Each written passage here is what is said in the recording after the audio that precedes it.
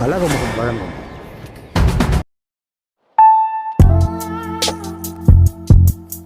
புதுச்சேரியில் தலித் அரசியல் எப்படிலாம் உருவாச்சு, அது எப்படிலாம் வளர்ந்தது, அது பாண்டிச்சேரியில் என்ன மாதிரியான வேலையெல்லாம் செஞ்சாங்க.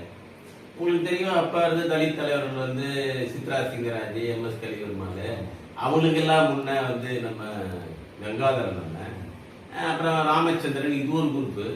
இவங்களுக்கு முன்னமே வந்து பஸ்தே சுப்ராயன் ஒருத்தர் இருக்காரு, மாரிமுத்து இருக்காரு. அவங்கெல்லாம் வந்து அரிஜன சேவா சங்கத்துல இருந்திருக்காங்க. அப்ப அரிஜன சேவா சங்கத்துல இது ஒரு செட்டியார், சேதுராம செட்டியார், நம்ம ரங்கப்பிள்ளை வீதியில் அந்த டைட்டில் அடிக்கிறாங்க அங்க இருந்தவங்க. அப்ப அவங்களோட வந்து நம்ம இளையபெருமாள் அடிக்கடி அங்க வர்றது. அவங்கெல்லாம் வந்து இளையபெருமாள், சேதுராம செட்டியார்லாம் வந்து அப்போ அரிஜன சேவா சங்கம். அரிஜன சேவா சங்கம் ஏன் வந்துச்சுன்னு சொன்னா, இரட்டை வாக்குரிமையும் தனி வாக்காளர் தொகுதியும் பூனா ஒப்பந்தத்தில் போன பிறகு காந்தி வந்து இந்த அம்பேத்கர் ஏமாற்றப்பட்டதா அவர்கிட்ட சொல்றாரு, நாங்கள் எங்களை ஏமாத்திட்டீங்க அப்படின்னு. இல்லை நாங்கள் இனிமேல் வந்து காங்கிரஸ் வந்து தலித் மக்களுடைய உரிமைகளை பாதுகாக்கணும், அதுக்காக ஒரு அரிஜன சேவா சங்கம் தொடங்குறான்னு சொல்றாங்க. அதன் அடிப்பட்டு தான் அரிஜன சேவா சங்கம் தொடங்குறாங்க. அப்போ அதுலேருந்து முரண்பட்டு தான் ஐயா மாரிமுத்து வெளியே போறாரு, பஸ்தே சுப்ராயன் இவங்கெல்லாம் சேர்ந்து நகரத்தில் வேலை செய்கிறாங்க.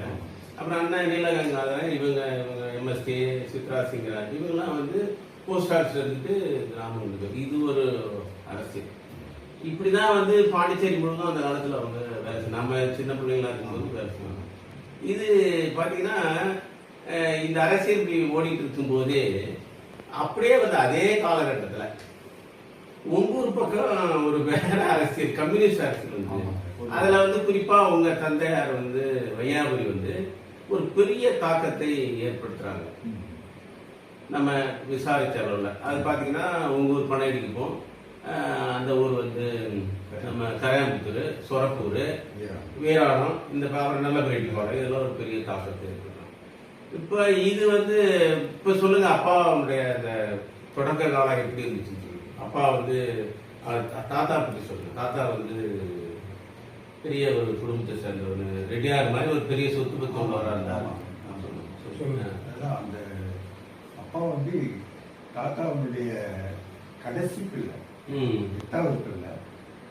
தாத்தா பிறந்து செல்ல பிள்ளை. அதை வச்சு நல்லா படிச்சிருக்காங்க. தாத்தா எல்லா பிள்ளையும் படிக்க வச்சாங்க. இருந்தாலும் அவங்க வந்து மற்ற வேலையில பார்த்தாங்க.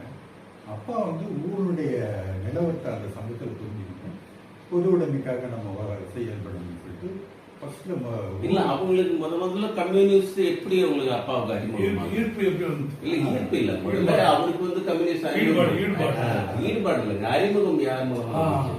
அறிமுகம் வந்து அவருடைய தொடர்பு கொஞ்சம் ஏற்படுது. தமிழரசுடைய தொடர்பு பக்கத்து கிராமத்தில் கரையாம்புத்தூர்ல தமிழ்ச்செல்வன் மூலமா. தமிழ்ச்செல்வனா லேட்டா தான் வராங்க. பக்கத்தில் சுப்பிரமணி, கங்காதரன் அப்படின்றவங்கலாம் அவருக்கு தொடர்பு. அப்ப அங்க கரையாம்புத்தூர்லையா?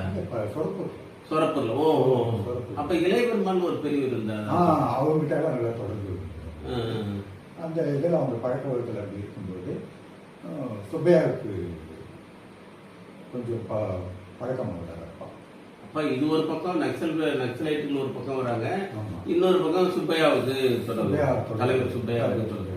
அதில் கிளமன்ஸோ, தங்கவேல் கிளமன்ஸோ, குருசாமி, நாரா, இவங்கெல்லாம் ரொம்ப. அப்போ விஸ்வநாத அண்ணெல்லாம் அப்போ அறிமுகம் இல்லையா? இப்போ அப்பா அவங்க அப்ப இல்லை, அவங்களாம் இளைஞராக இருந்திருப்பாங்க. பிறகு தான் அவங்க வந்தாங்க. அந்த சமயத்தில் அப்பா அவங்களுடைய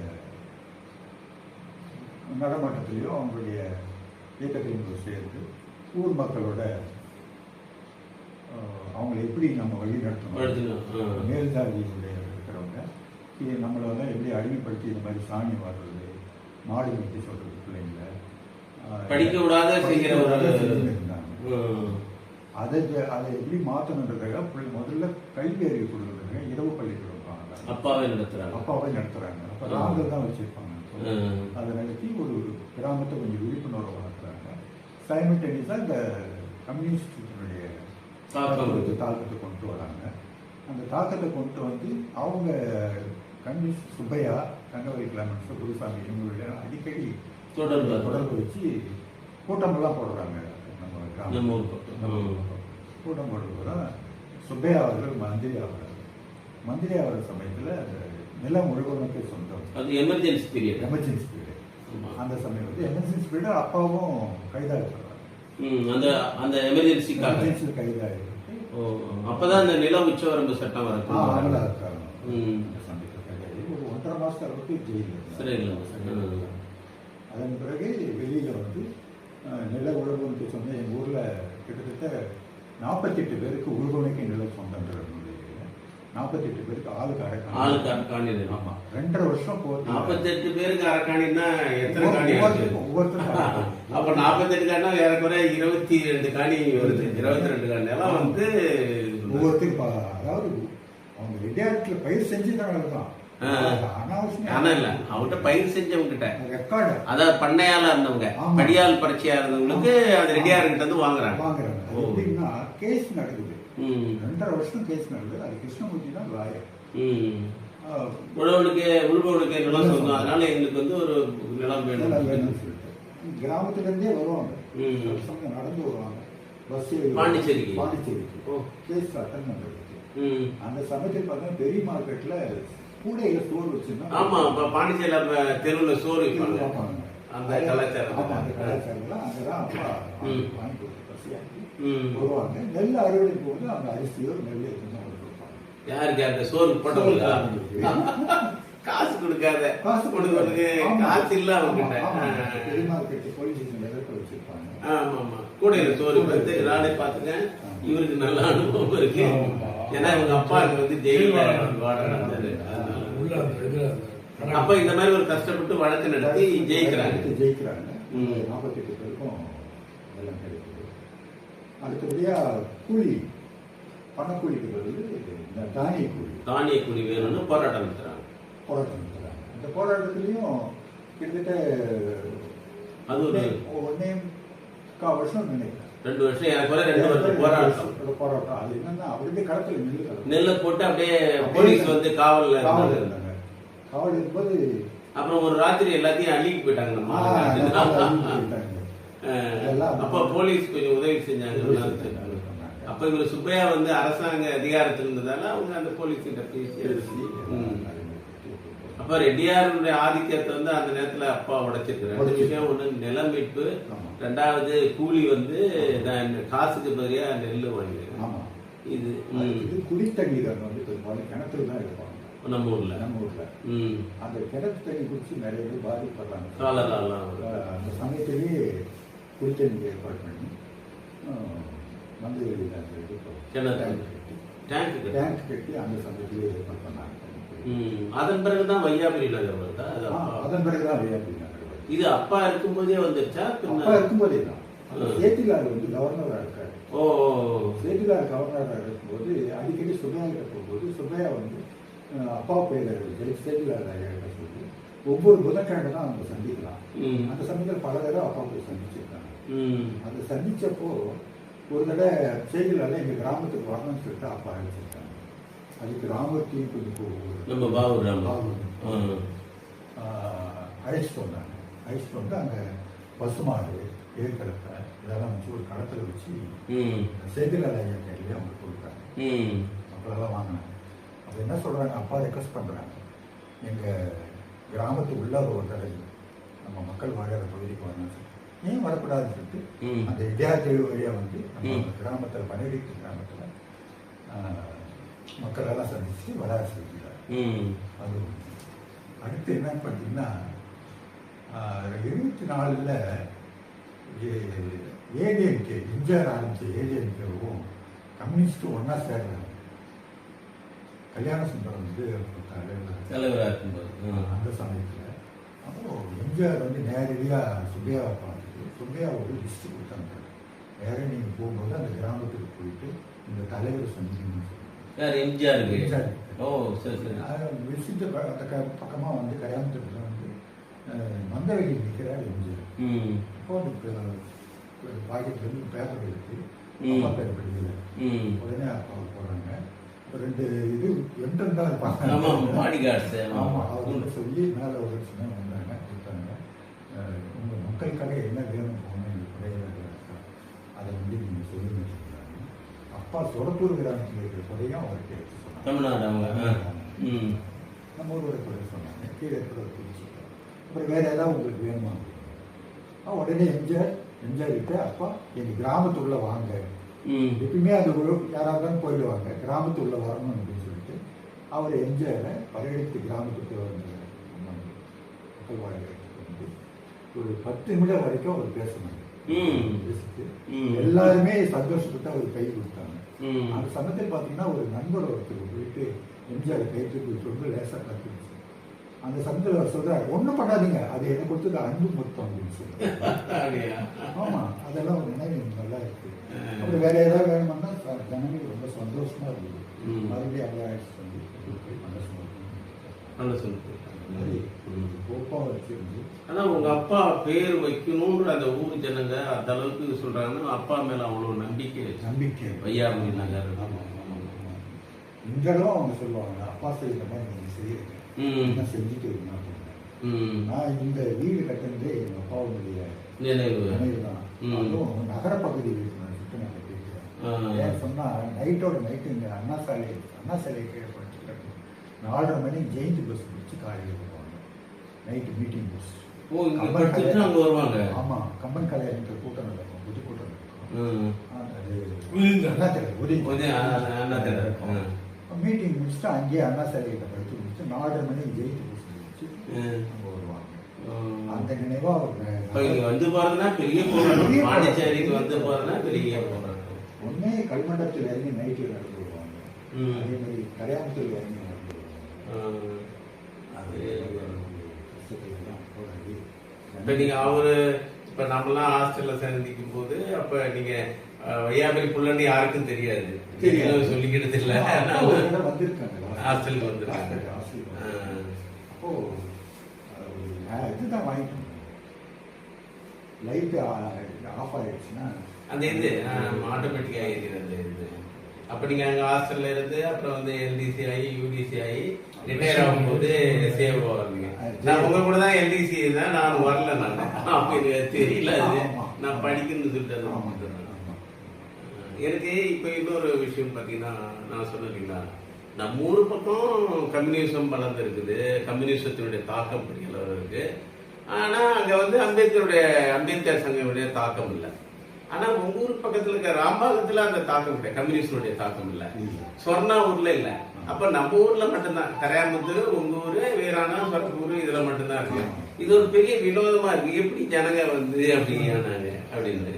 ரெண்டாவது உங்க ஊர்ல வந்து ஒரு லீடர்ஷிப் உருவான மாதிரி அந்த ரெட்டியாருடைய ஆதிக்கத்தை எதிர்த்து, ஏன் வந்து ரெட்டியாருடைய ஆதிக்கம் அதிகமா இருக்கிற டிஎன் பாளையம், அங்க ரெட்டியார் ஆதிக்கம், மடுகரை, இங்க வந்து நெட்டப்பாக்கம், கூடப்பாக்கம், அப்புறம் வந்து கூனிச்சம்பட்டு, டிஎன் பாளையத்தில் சொல்லிட்டோம்னா நம்ம கோர்க்காடு, இங்கெல்லாம் ரெட்டிமாருடைய ஆதிக்கம் மிக கொடுமையான ஆதிக்கமா இருக்கும்.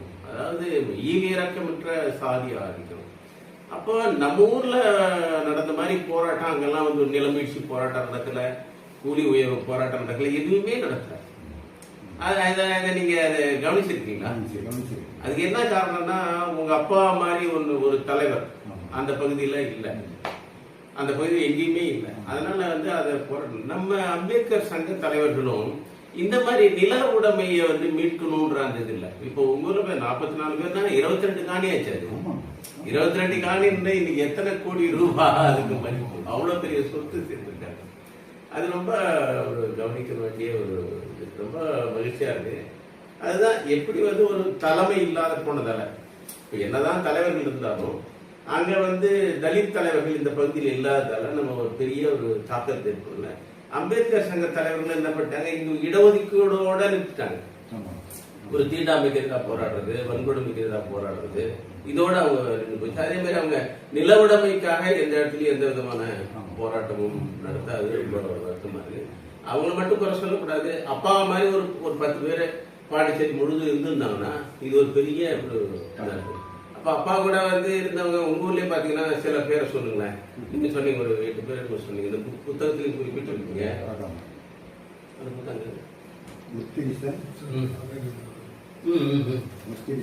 இதுலயே அந்த பேர்லாம் சொல்லிருக்கீங்க. அப்பா பத்தி நீங்க எழுதின புத்தகம்.